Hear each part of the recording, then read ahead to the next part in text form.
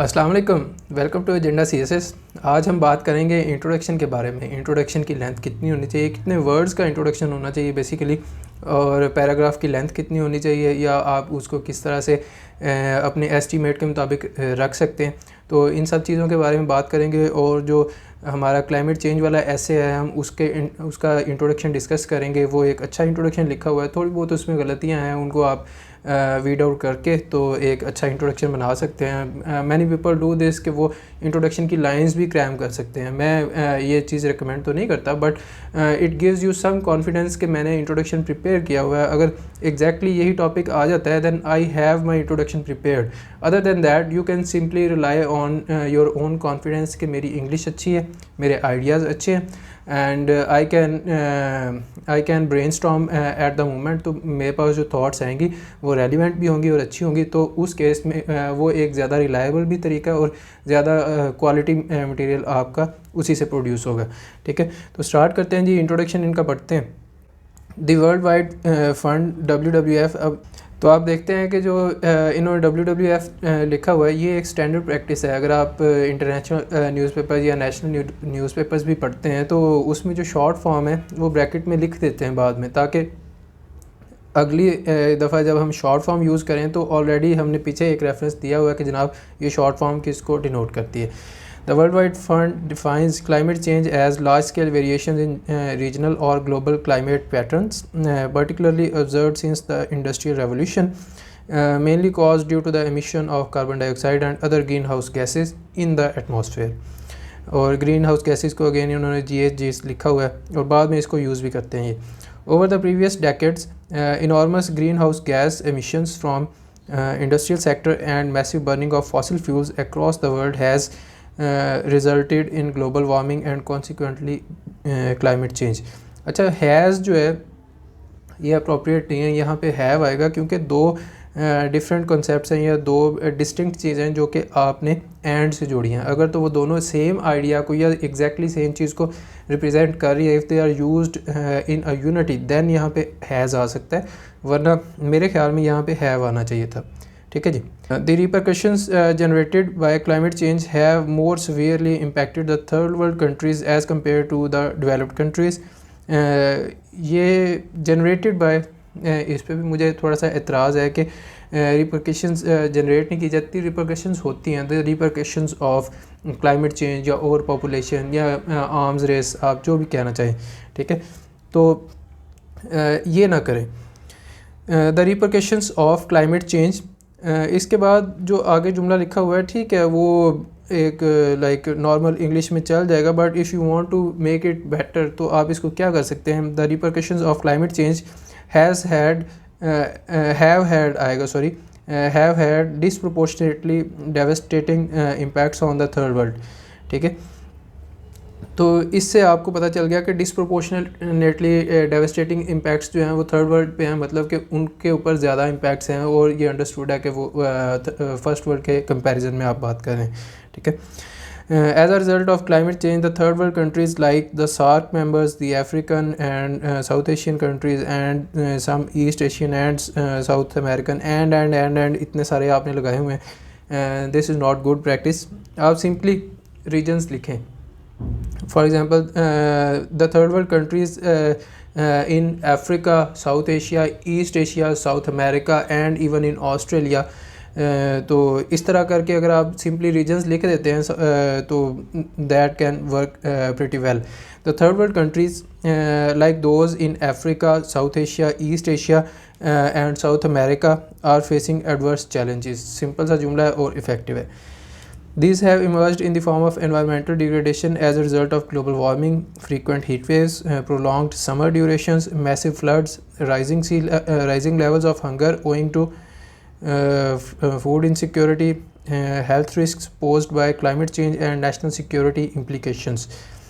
Ironically, the developed countries, which are the major contributors आएगा to global greenhouse gas emissions, are least affected by climate change। Contrarily, the third world countries। अच्छा, इन दोनों को आप इकट्ठा भी कर सकते हैं। ये दो जुमले आपने अलग-अलग लिखे हैं, तो आप इसको इकट्ठा कर सकते हैं, like while the developed countries that are the major contributors to greenhouse gases emissions are least affected by the climate change. अब मैंने वाइल से शुरू किया है तो ऑब्वियसली कॉमा के बाद मेरा जो है ना उसका काउंटर आर्गूमेंट आ जाएगा जो कि मैं बात कहना चाह रहा हूँ। The third world countries have minimum contribution to climate change are more adversely impacted. ठीक है, so climate change is disproportionately affecting, ए से आएगा जनाब the third world countries due to their poor infrastructure levels ना लिखे, पुअर इंफ्रास्ट्रक्चर लिख लें बस, to mitigate climate change impacts, to infrastructure levels to mitigate climate impacts not right। इसको आप थोड़ा चेंज कर लें, poor infrastructure to deal with the climate change या to address the issues या फिर to adapt to climate change, इस तरह से आप कर सकते हैं। ये भी चल सकता है but I would prefer if you change it। There is a dire need that the developed countries being significant players जो है, अब ये थोड़ा सा कॉमन स्ट्रीट टाइप लैंग्वेज लग रही है, ये एकेडमिक लैंग्वेज या जो है ना फॉर्मल राइटिंग में नहीं आता जी, ये एक प्लेयर है वो प्लेयर है। ठीक है, ऑब्वियसली कुछ राइटर्स का ये है स्टाइल लिखने का भी, बट वो बहुत कम है। जो प्रोफेशनल है या जो अच्छे लिखने वाले हैं वो आपको चीफ कंट्रीब्यूटर्स या स्टेक होल्डर्स इस तरह के वर्ड्स जो है ना, जो क्वालिटी वर्ड्स स्टैंडर्ड वर्ड्स जो यूज़ होते हैं सिर्फ उन्हीं को यूज़ करें आप। Being chief contributors to climate change must assist the developing countries to overcome the climate change challenges. Not only financial but technological assistance also holds cardinal significance for the third world countries to assuage the worsening consequences of climate change। अच्छा जी, अच्छा इसकी मैंने lines count की थी तो ये 43 lines बनती हैं एंड यू कैन सी के एवरेज वर्ड्स पर लाइन जो है इनके 6 हैं, तो ये around like 258 I think words बन रहे हैं, which is a very long introduction in my opinion and in the opinion of most of the mentors and teachers. The average introduction in a CSS essay should be around 180 to 200 words। तो उसके लिए आप अपनी calculation कर सकते हैं कि आपके कितने वर्ड्स पर लाइन आते हैं और आपने उसको कहाँ तक रिस्ट्रिक्ट करना है या कहाँ तक अगर एलोंगेट हो रहा है तो आप उसको थोड़ा सा दबाना शुरू करें या फिर आप उसको थोड़ा सा क्या उसको कहते हैं कि कंट्रोल करना शुरू करें अपनी लेंथ को, ताकि आपका इंट्रोडक्शन इतना लंबा ना हो जाए कि पढ़ने वाला बोर हो जाए। जैसे कि अभी मैं पढ़ते पढ़ते मुझे 2 दफ़ा सांस लेना पड़ा भाई कि इतना लंबा इंट्रोडक्शन कहाँ से आ गया। ठीक है, तो ये ना करें। बाकी ठीक है, इंट्रोडक्शन रेलिवेंट तो है but still you can delete some of the sentences और ये इट विल बी फाइन। आगे चलते हैं जी पैराग्राफ की लेंथ पे। पैराग्राफ की लेंथ अगेन इनकी ज़्यादा है, इट इज़ अराउंड 26 और 27 लाइंस और वो भी अगेन 130-140 के राउंड जा रहा है। आपको एक जो हेल्थी पैराग्राफ है जो कि रेलिवेंट भी होता है, इफेक्टिव भी होता है और क्रिस्प भी होता है, जिसको पढ़ के बंदा बोर नहीं होता, वो होता है अराउंड 90 to 100 वर्ड्स, 90 to 105 कर लें आप। ठीक है, तो उसके लिए again you have to count your lines कि मैं एक लाइन में 4 वर्ड्स लिखता हूँ या 5 वर्ड्स लिखता हूँ, उसके हिसाब से मेरी नंबर ऑफ़ लाइंस आएंगी and I will have an estimate कि अगर मैंने ऊपर से बिल्कुल स्टार्ट ऑफ द पेज से शुरू किया है then I have to restrict it to like 2/3 of the paper या लेंथ ऑफ द शीट। ठीक है, ताकि 20 लाइनों में मेरा वो पैराग्राफ ख़त्म हो जाए और मैं नेक्स्ट पैराग्राफ पे मूव कर जाऊँ।